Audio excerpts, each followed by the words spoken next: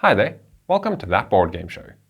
My name is James Wood, and today I'm going to show you Harbour, a 1 to 4 player game designed by Scott Almes.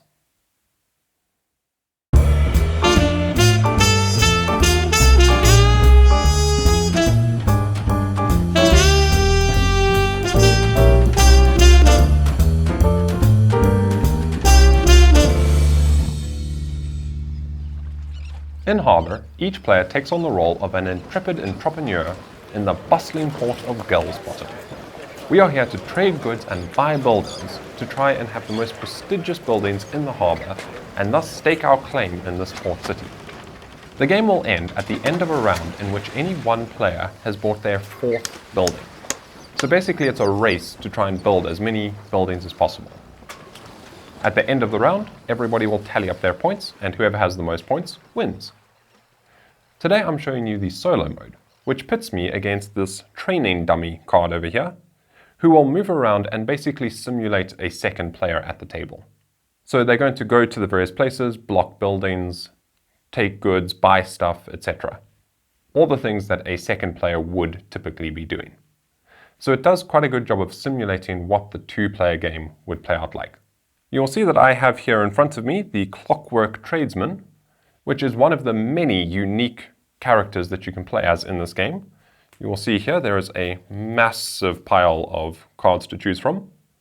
And on the one side, they are all the same. They all have this Wharfs card. So when you're playing, you can choose to play as the Wharfs, which means everyone at the table has the same basic starting ability. Or you can choose to use the unique characters, in which case each player has a unique special ability that they can do throughout the game, and they also each have a unique starting building on their card. So how this is going to work is each turn you're going to take your little meeple and you're going to place it on a building, either in the central display here, or on your character card, or as players purchase buildings throughout the game, they're going to be putting them out into their own private tableaus. You can then place your meeple either on one of your own, or if you pay a slight tax, you can use other people's buildings as well. And you'll see how all of this works as I play. So with that said, I think I'm just going to dive straight in and show you how it goes. One final thing before we get started is to explain this little deck of 4 cards over here. And these present an optional extra scoring opportunity that you can choose to play with or not, where you can choose to deal out one of these cards to each player at the beginning of the game, and then they will score bonus points at the end of the game for having leftover goods of each type. So you've got the fish bonus, the stone bonus, the wood bonus, and the livestock bonus. So at the end of the game, if you have 3 livestock remaining, you will score 2 additional points. So that's a little optional bonus point scoring thing you can play with, just to give each player a slight focus. Today I'm not going to play with these, I'm just going to set these off to the side, because in the solo game they don't really make all that much difference. And let's start with the first turn. So I will take the first turn and I will send my meeple somewhere in the harbour to do an action. And I'll explain what all the different actions are as I encounter them. I'm probably not going to cover absolutely everything because there's quite a big deck of cards over here, as you can see. And each card in this deck is a unique building with a unique effect.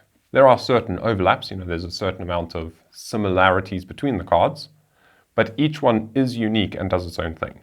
So you're not going to see absolutely everything today, but my aim here is to just give you a good sense of the gameplay and how it rolls and how it plays solo specifically. So the first thing I'm going to do is I'm going to send my worker over here to the Golem Crafters, who will allow me to exchange 3 livestock, and I track my livestock over here. You'll see that I start the game with 3. At the beginning of the game, each player can choose any 3 resources. So you start the game with 3 resources of your choice. You can distribute it however you want. You can have 1 of each of 3 different resources, 2 of one and 1 of another, or like I've done here, I've chosen to start with 3 livestock because I knew that this building was available. You will see that the training dummy over here has 1 of each. So you track your resources by putting them on these spaces on your board. And these little markers indicate what resources you have. So the training dummy always just starts with 1 of every resource. So I will spend 3 livestock, give up that 3 livestock and trade it for 5 stone. Oh, and one more thing. On these unique characters, they each have a little bit of flavor text along with their special ability. So the special ability of the clockwork tradesman is when buying a building, if I sell goods in the 2+ market space, gain 1 additional money. So instead of gaining 2 money when I sell 2 goods, I will gain 3 money. And how that works is once you've accumulated enough resources, you will come to the market here and you can go to any space that has this icon, which is allowing you to buy a building, and trade in resources to get the money. So for instance, right now I have 5 stone, so I could go and I could try buy a building by selling my 5 stone, which would give me 4 money. And you always sell all the resources you have. So if you have 5 stone, but the stone demand is only on 4, you just lose that extra 1, which is thematically explained by inclement weather or mistakes in shipping or mishandling of the goods. So you want to carefully time when you sell your goods and how much of each type of good you hold. So basically how you would do it is you would go to a place with a building action, you would ship all the goods that you can to generate enough money to buy the building, and their cost is up in the top right corner here. So this one costs 6, this one costs 10, 10, 10, and this one costs 11. So these are all pretty expensive buildings to start with. And once you've shipped your goods and made your money, you can then buy a building and add it to your personal tableau. And the flavor text for the clockwork tradesman. The elves found this one out in the woods rusting away. We had the gnomes change his fluids and wind him up. Industrious little fellow. He's making us all look bad. Luckily, he seems to run down from time to time. Give him a wind up if you see him standing around, would you? Dockmaster Schlibble. So Dockmaster Schlibble is the little fellow who's going around and poking his nose in everywhere throughout the game, and you see these little quotes from him throughout the rulebook and throughout all the different cards, which just enhances the theme of the game. I have not shipped anything, so let's put that back up there. I traded that, I got that, and that is my entire turn. You always just place your worker on one building, do its action to its full, and then play proceeds to the next player. So in this instance, play proceeds to the training dummy, and how they work is they always go to the leftmost available building, and then they will move from building to building clockwise until they get back to their starting board, at which point they will attempt to buy a building. So they will go to the cartographers, and the training dummy isn't very intelligent, so basically if it's a more involved card, something more advanced than just give up resources to get resources, then they will simply gain 1 of every type of resource. So in this instance, going to the cartographers, you would draw 5 cards, you may buy one of those buildings and then shuffle the remaining cards into the deck. So at this point, they wouldn't be able to buy anything, and so they will simply get 1 of every resource. Boom. And there are certain cards, I'll drop them at the bottom of the screen here, that the training dummy will always be too silly to be able to understand. Now, where am I going to go? I could go to the lighthouse and gain a different type of good per anchor you have. I have 1 anchor on my starting card. So I could get 1 good. That's not very good. Shift 1 market marker to lowest and bump others up accordingly. That isn't going to be very helpful. The tax office. Each opponent gives you 1 good of their choice. Oh my goodness. Or if you play in a 2-player game, +1 matching good from supply. Okay, so in the 2-player game, because you're not going to get a lot of goods from that, you get 1 additional good of whatever your opponent gives you from the supply. So that might not be a bad one to go to. Yeah, that's the thing that's going to give me the most goods at this point. Or I can always come back to my home building here, and this one gives me +1 fish and 1 good of any other type. So I could get 1 fish and maybe 1 lumber and try to get my lumber up. Or I'm going to go to this tax office, and if ever the dummy player has to give up resources, it will always give up the resources that are currently worth the least. So they will give up 1 lumber, and I will gain 1 lumber, and then I will gain 1 additional lumber from the supply because of the 2-player rules, and this basically is simulating a 2-player game. Player comes back to the dummy player, they will move over to the golem crafters. They cannot give up 3 cattle because they only have 2. So if they can't do the action of the building, they simply gain 1 of every resource. So if I were to try buy a building now, I would sell all of my stone and I would sell all of my wood. Because of my clockwork tradesman special ability, I would get 3 money from the lumber and 4 money from the stone, giving me a total of 7, which would only be enough to buy this card, which wouldn't be terrible because at least it will start mixing things up. Actually, I'm not loving the cards that are out here, so I'm going to come over to the cartographers and I'm going to use this ability. So draw 5 cards. So this will give you a good view of some more of the cards. Let's see, that's 4 and 5. And I should add, I have all of these cards sleeved. They do not come like that out of the box. This is my own add-on. Now I may buy one of these. Let's see what we've got. So I've got 4, 5, 6, plus my special ability is 7. I can spend up to 7 money. And there is one that costs 7. This one costs nothing. That's quite interesting. A ghost ship. Okay, so if the ghost ship were to come out, move to a building occupied by a player and execute its action. Usually you cannot go to a location occupied by another player. You may do this without paying any toll. Usually you have to pay a toll to go to another player's building. Then replace this card with a new one and shuffle the ghost ship back into the deck. Okay, so this isn't one that you can actually buy and put into your thing. This is one that just lives out here and will disappear once used. Okay, so let's see, the one I can afford is the woodworker's hut, which will cost 7 money and will give me 7 points and allows me to give up 1 lumber to get 1 of every other resource type. That is very good. I'm going to buy the woodworker's hut. So I'm going to ship stone and lumber, and I'm going to lose all of both of them. You always ship everything. And then what happens after you've shipped your goods and bought a building is the market mixes up a little bit.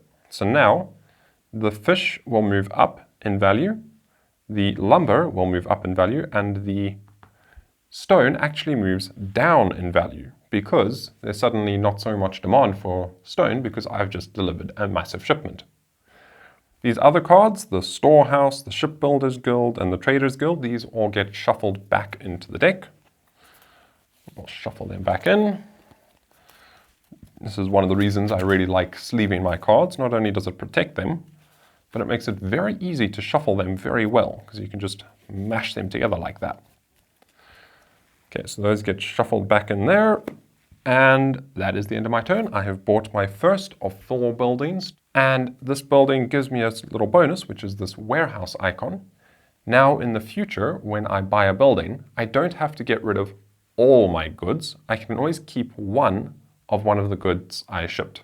So for instance, in this case, I had sold those 4 stone. I would have been able to hang on to one of them if I'd had this card in my supply already. So that is a little note. You're looking out for these little icons, and those are going to give you special extra abilities as the game progresses. And actually now's quite a good time to explain them because they are all currently visible. So we always start the game with an anchor on each player's board. And mostly the anchors will be affected by cards. Like for instance, this lighthouse, you will gain a different type of good per anchor you have. So if you can build up a lot of anchors, this card becomes more and more powerful. The warehouse, I've just explained, allows you to hang on to goods.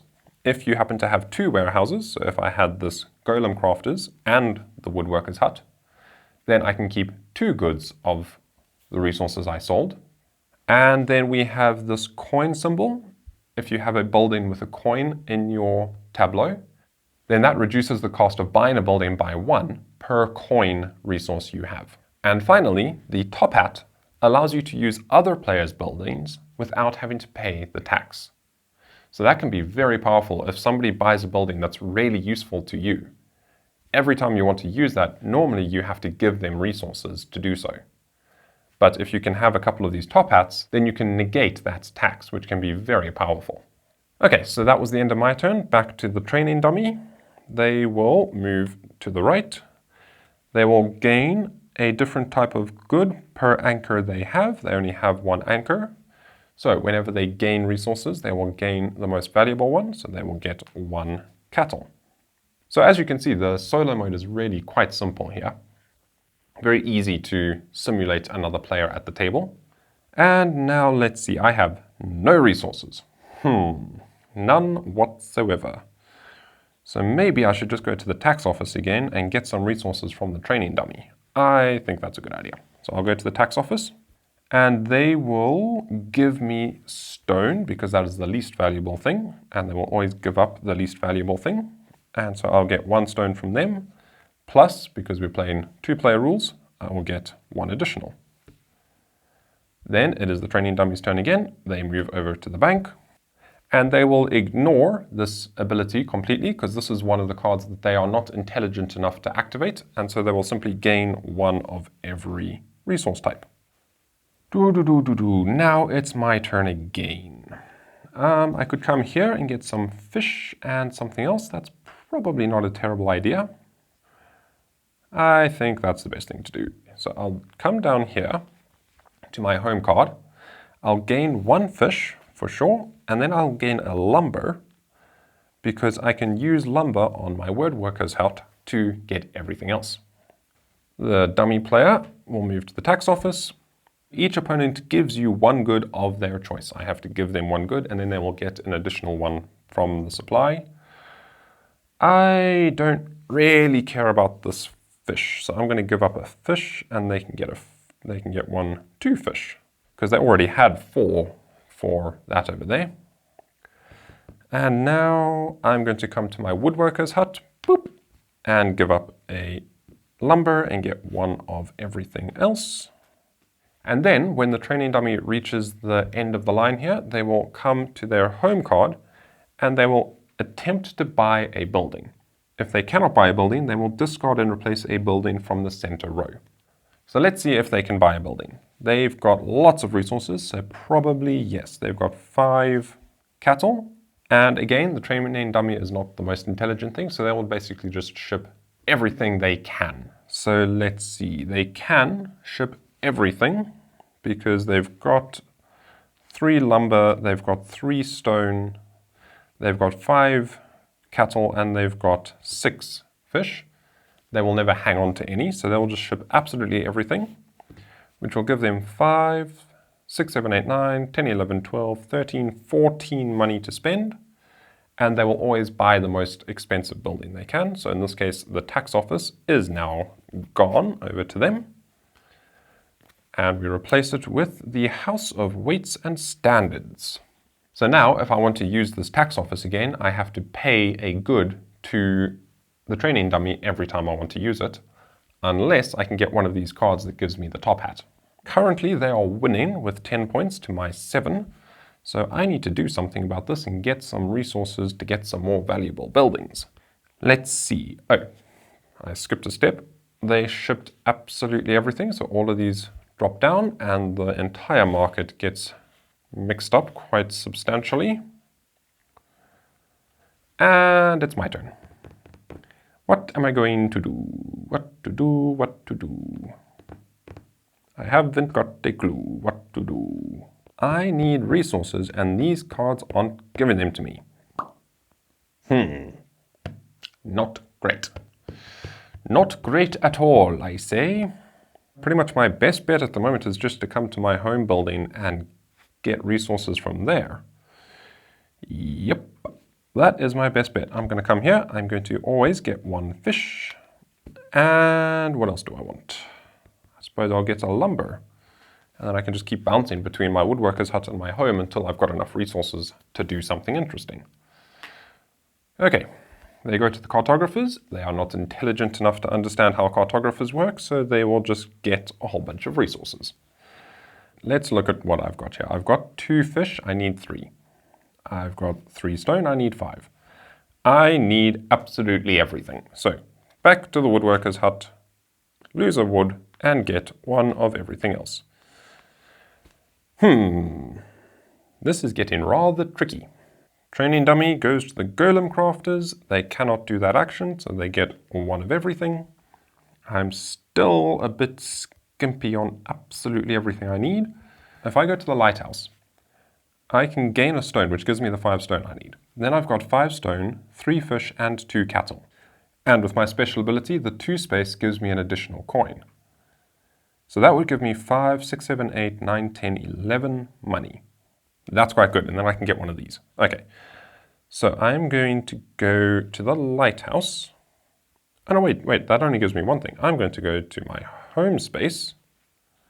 Yes, that's what I'm going to do. Because then I get a fish and one of anything else. Oh no, wait. Rewind. Here's an idea. I'm going to come here. I'm going to come to the Clockwork Tradesman home space, which will gain me a fish and one of something else. I will gain a stone, so now I've got the 5 stone I need. And then on my next turn, I'm going to come to the cartographers and use that thing to fish through here and buy something again. So they're going to go there. They're going to gain 1 thing per anchor they have. They're going to take 1 stone because that's the most valuable. So then I'm going to come to the cartographers over there. I'm going to draw 5 cards. 1, 2, 3, 4, 5. And let's see what we've got. I can make 5, 6, 7, 8, 9, 10, 11, 12. I can make 12 money right now by shipping everything, which means I would be able to afford this clock tower, which is worth 12 points, and it gives me 2 symbols. That's precisely what I'm going to do. So I'm going to sell the stone, the fish, and the cattle, all 3 of those, for a total of 5, 6, 7, 8, 9, 10, 11, because of my special ability. Whoops, that is wrong. 5, 6, 7, 8, 9, 10, 11. Whoopsie, I can't afford the clock tower. I've only got 11 money, so I can afford one of these 10s. Or I could sell the stone and the cattle for 5, 6, 7, 8. That's probably smarter, and hang on to the fish. Yeah, let's not sell fish just yet, because fish is going to get more valuable after this. Yeah, so that's probably the smarter way to go. So let's spend 8 money. So then that gives me these 2, the butcher or the pub. Okay, so the pub will give me a top hat, which means I'll be able to use my opponent's buildings. And I can spend a lumber and a stone to gain 2 and 2. That's not bad. Or the butcher is a bit like my woodworker's hut here. Give up 1 cattle and get 1 of everything else. Or I can sell everything and get 1 of these 2. Let's see, that gives you a stone and lets you buy a building, the Architectural Society. Or the library, ship enough goods once to buy 2 buildings if possible. That would let me buy 2 buildings for 1 action and give me a top hat. I think right now, this is going to be the most useful thing to have. That is a 1 coin discount for every future building. So that's the one I'm going to build. I'm going to then ship everything I have to get 11 money. I'm going to build the Architectural Society. These get shuffled back in. I'm going to lose all goods that I shipped, but because I have this warehouse, I can keep 1 of them. Let's keep the cattle, because that is going to be the most valuable thing next time, because that's going to slide up there, cattle slides to there, fish slides to there, stone slides to there. And that is the end of my turn. And I think that's a pretty good place to stop and wrap this up, because that's shown you everything in the game. You'll just keep on going around and around and around, getting goods, selling goods, trading them, buying buildings, until one player has bought 4 buildings, at which point you'll then finish out the round and tally up your points. And with that, I will say thank you ever so much for watching, and I hope you enjoyed the show.